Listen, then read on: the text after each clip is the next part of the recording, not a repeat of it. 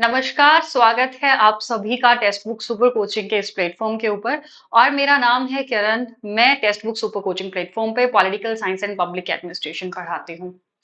तो आप में से बहुत सारे स्टूडेंट्स जून 2026 के लिए अपना फॉर्म फिल कर चुके हैं और बहुत सारे स्टूडेंट्स ने अभी फिल नहीं किया है। इस कंफ्यूजन में है कि मैं कौन से सब्जेक्ट के अंदर अपना फॉर्म फिल करूं कि जहां पे मेरे जेआरएफ या नेट निकलने के चांसेस ज्यादा हो सके, मैं पहली बार में ही नेट निकालूं। कौन से ऐसे सब्जेक्ट हैं जिसमें कन्वर्जन रेट सबसे ज्यादा होता है। तो आज के इस सेशन के अंदर मैं आपको ऐसे ही कुछ सब्जेक्ट्स के बारे में बताने वाली हूँ जिनमें कन्वर्जन सबसे ज्यादा होता है और जेआरएफ निकलने के चांसेस सबसे ज्यादा होते हैं। तो आप फॉर्म फिल करने से पहले ये सेशन जरूर देख लीजिए, क्योंकि एनईपी 2020 आने के बाद में एनटीए के द्वारा या यूजीसी के द्वारा हम कहें तो ये थोड़ा सा फ्लेक्सिबल कर दिया गया है कि आप जो भी पीएचडी के अंदर सब्जेक्ट में पीएचडी करना चाहते हो, आप उसी सब्जेक्ट के अंदर नेट का फॉर्म फिल कर सकते हो। तो इसीलिए ये वीडियो देखना बहुत ज्यादा जरूरी है। तो जो सवाल है सबसे बड़ा वो ये है कि कौन से ऐसे सब्जेक्ट्स है जिसमें जेआरएफ क्वालिफाई करने के चांसेस सबसे ज्यादा होते हैं। बट वो समझने से पहले हमें ये समझना पड़ेगा कि कन्वर्जन रेट सबसे ज्यादा कौन कौन से सब्जेक्ट्स में होता है। देखिए, अमूमन ये माना जाता है कि जो एनटीए रिजल्ट डिक्लेयर करता है नेट का, उसमें जिस भी सब्जेक्ट के अंदर जो बच्चे अपीयर होते हैं उसके टॉप 6% को 6% बच्चों का नेट निकलता है हर एक सब्जेक्ट में। और उस 6% में से भी टॉप 6% का निकलता है जेआरएफ का एग्जाम। ठीक है, बट ये सिर्फ एनटीए के द्वारा कहा गया है और ऐसा इंफॉर्मेशन बुलेटिन में बोला गया है, cut off shell be formulated according to this. But मैं अभी आपको डाटा दिखा करके 3 बार का डाटा दिखा के आपको बताऊंगी कि हर बार कंसिस्टेंटली कुछ ऐसे सब्जेक्ट्स हैं जिनमें 6% से ज्यादा नेट क्वालिफाई हो रही है, यानी कि जितना बच्चा कंपीट करता है उसमें 6% से ज्यादा स्टूडेंट्स का नेट निकलता है। और कुछ सब्जेक्ट्स कंपैरेटिवली ऐसे हैं जिनमें जेआरएफ भी कुछ ज्यादा स्टूडेंट्स का कन्वर्जन रेट सबसे ज्यादा होता है। तो मैं आंकड़ों में नंबर में बात नहीं करूंगी, परसेंटेज में बात करूंगी, क्योंकि अगर हमने नंबर में बात किया तो वो थोड़ा सा डिस्क्रिमिनेटरी हो जाएगा और वो हर एक सब्जेक्ट के डाटा को इक्वली नहीं दिखाएगा। अब ये पहले तो समझ लेते हैं कि कट ऑफ कैसे बनता है। आपके एग्जाम फॉर्म फिल करते हैं बहुत सारे बच्चे और उसमें से बहुत बच्चे एग्जाम देने भी नहीं जाते। तो आपकी जो अपीयर्ड कैटेगरी होती है, यानी कि ऐसे बच्चे जो एग्जाम देने गए हैं सेंटर के ऊपर, उसमें से भी आपको 40% क्राइटेरिया कवर करना होता है, यानी कि 40% मिनिमम लाना होता है कट ऑफ लिस्ट में आने के लिए ही। मतलब उसमें कंसीडर किए जाने के लिए ही 40% तो मिनिमम होता ही है आपके पास में। अब जो कट ऑफ बनता है वो बनता है कि मान लो 100 बच्चे अपीयर हुए, उसमें से 40 बच्चों का 40% नहीं आया, 40% क्वालिफाई नहीं किया, बचे कितने, 60 बच्चे बने। अब जो कट ऑफ बनता है वो बनता है इन 60% स्टूडेंट्स में से, इसके 6% का नेट निकलता है और फिर उसके भी 6% का जेआरएफ निकलता है। तो जो नॉर्मल कंसेप्शन है या जो इंफॉर्मेशन बुलेटिन में भी ये बोला जाता है कि हर सब्जेक्ट में जो अपीयर्ड स्टूडेंट्स होंगे, यानी कि जो बच्चे एग्जाम देने गए हैं, उसके 6% बच्चों का नेट निकलेगा और फिर उसमें से भी आगे 6% का जेआरएफ निकलेगा। बट डाटा कुछ और कह रहा है, आंकड़े कुछ और बता रहे हैं। तो ये मैंने बहुत मेहनत करके डाटा जुटाया है 2023 के अंदर। अगर आप देखो तो 2023 में तो एनटीए ने ही प्रेस रिलीज के थ्रू बताया था कि अलग अलग सब्जेक्ट में कितने बच्चे अपीयर हुए, कितने बच्चे जो है वो उन्होंने रजिस्टर किया और कितनों का जेआरएफ निकला, कितनों का नेट निकला।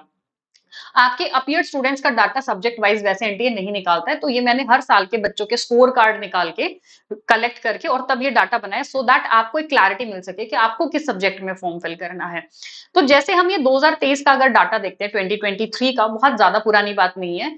तो पॉलिटिकल साइंस के अंदर मान लो अपीयर्ड स्टूडेंट है, मैं आपको एक दो एग्जाम्पल दूंगी फिर आपको और क्लियर हो जाएगा। 34,897। अब इसके अंदर 347 बच्चों का निकला है JRF.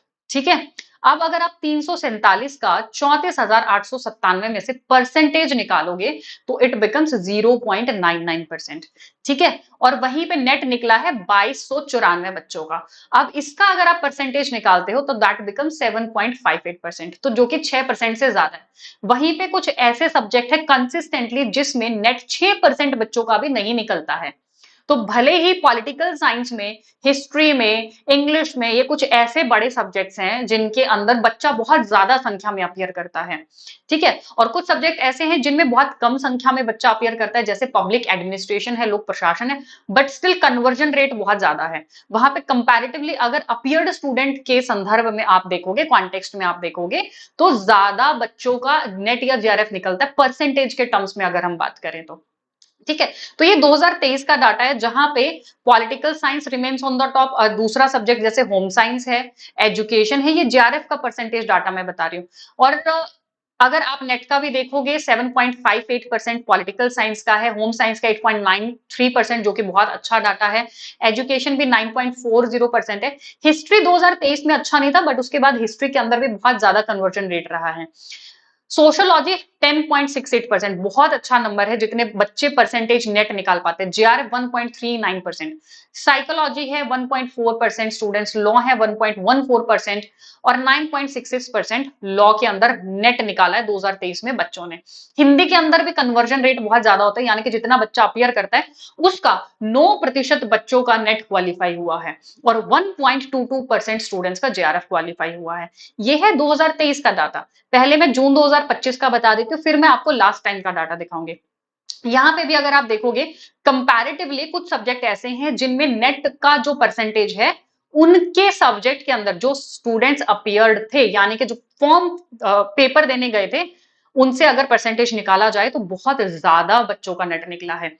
One subject remains constant is the political science. 11.65% students ने नेट क्वालिफाई किया, जो बच्चे अपीयर हुए हैं। भले ही बच्चे ज्यादा हैं, बट परसेंटेज भी यहाँ पे ज्यादा, कन्वर्जन भी यहाँ पे सबसे ज्यादा है, ठीक है। JRF 0.97% students. हिस्ट्री यहाँ पे भी कम रहा है। देन उसके बाद में आपका आ जाता है ज्योग्राफी, एक बड़ा सब्जेक्ट निकल के आया था जून 2025 में। कॉमर्स का भी 8.29% है। एजुकेशन का भी हमेशा पिछली बार भी और जून में भी 8.78%। हिंदी में भी हमेशा बहुत ज्यादा बच्चा परसेंटेज जो कन्वर्जन रेट रहता है 9.28% बच्चा करता है। यहाँ पे आप पब्लिक एडमिनिस्ट्रेशन देखोगे, इसमें भी 8.23% स्टूडेंट्स का नेट निकला है, जो कि 6% से बहुत ज्यादा है।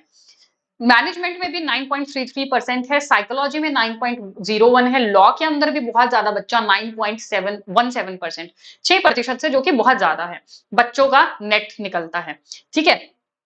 अब आ जाते हैं, अगर हम इन दो बार का कंपैरिजन करें, कुछ सब्जेक्ट्स हैं जो कि टॉप पे रहे हैं। जून 2023 में सोशियोलॉजी था, होम साइंस था, Hindi, law, education, psychology, public administration and political science, ये 8 सब्जेक्ट ये कांस्टेंट रहते हैं जून 2025 में भी। पॉलिटिकल साइंस में भी जेआरएफ 0.97% बच्चों का, पब्लिक एडमिनिस्ट्रेशन 0.94%, लॉ के अंदर 0.75, हिंदी के अंदर 0.72%, जो बच्चे अपीयर हुए थे उनका मैं बता रही हूँ। Sociology, psychology, education. अब मैं आपको बताती हूँ जो डाटा मैंने कलेक्ट किया है, दिसंबर 2025 का डाटा। इवन मैंने प्रेडिक्ट भी किया था इसको लेकर के, पहले एक वीडियो भी बनाई थी, और वो डाटा ऑलमोस्ट सेम आया। उन्हीं सब्जेक्ट में कन्वर्जन रेट ज्यादा रहा है, यानी कि अपीयर्ड स्टूडेंट में से अगर जितने बच्चों का नेट जेआरएफ हुआ है परसेंटेज निकालें, तो कुछ कुछ सब्जेक्ट ऐसे हैं जिनमें कन्वर्जन रेट सबसे ज्यादा रहा है, बहुत ज्यादा रहा है। जैसे देखो, पॉलिटिकल साइंस 9.71, अब की बार हिस्ट्री के अंदर भी 9.84%। तो हिस्ट्री एक नया सब्जेक्ट है, मतलब नया नहीं है, सब्जेक्ट पुराना है, बट ऐसा सब्जेक्ट जिसमें बच्चों का कन्वर्जन हुआ है, अब की बार बहुत ज्यादा हुआ है। हिस्ट्री में पहले एक दो बार से कन्वर्जन रेट उतना ज्यादा नहीं हो रहा था। देन है उसके अलावा बड़ा सब्जेक्ट हिंदी है, 9.89% बच्चों का नेट निकला है। यहाँ पे आप जेआरएफ का भी नंबर दे सकते हो, 0.79 है, 0.77 है, 0.75 है, ये बड़े नंबर होते हैं, ठीक है। देन है मैनेजमेंट, तो चलो 7.32 ठीक है, साइकोलॉजी ठीक है, लॉ भी अच्छा नंबर है 8.60, और पब्लिक एडमिनिस्ट्रेशन सबसे ज्यादा जो हम अपने प्लेटफॉर्म पे कैटर करते हैं लोक प्रशासन में। अब देखो आपको ये डाटा क्लियर होगा, यहाँ पे अपीयर्ड स्टूडेंट 4071, यानी कि 4071 बच्चा अपीयर होता है, फॉर्म फिल करा है, जिन मतलब पेपर देने जो गया है एक्चुअली में, उसमें से 447 बच्चों का नेट हुआ है। बट अगर आप ये इसका परसेंटेज निकालोगे ना, तो अपीयर्ड स्टूडेंट में से 10.98%, जो कि अब की बार सबसे ज्यादा रहा है, 10.98% स्टूडेंट्स ने नेट क्वालिफाई किया है पब्लिक एडमिनिस्ट्रेशन में, और वहीं पे 1.01 स्टूडेंट्स ने जेआरएफ क्वालिफाई किया है पब्लिक एडमिनिस्ट्रेशन के अंदर।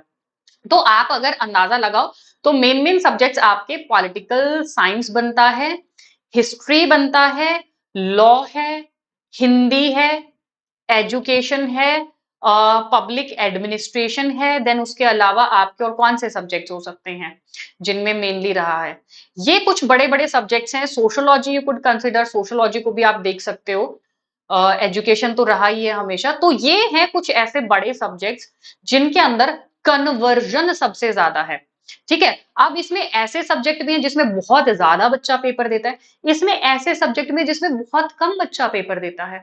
बट आपको अगर कन्वर्जन देखना है कि कितने परसेंट बच्चों का नेट निकला है अपीयर्ड स्टूडेंट के कंपैरिजन में, तो ये कुछ बड़े बड़े सब्जेक्ट्स हैं, political science, history, law, Hindi, education, public administration, जहां पे परसेंटेज ऑफ स्टूडेंट जो नेट या जेआरएफ निकालते हैं हमेशा कॉन्स्टेंटली बहुत ज्यादा रहता है। तो अगर आप अभी फॉर्म फिल करने जा रहे हो तो ये जो परसेप्शन है कि 6% बच्चों का होता है, 6% बच्चों का होता है, नहीं।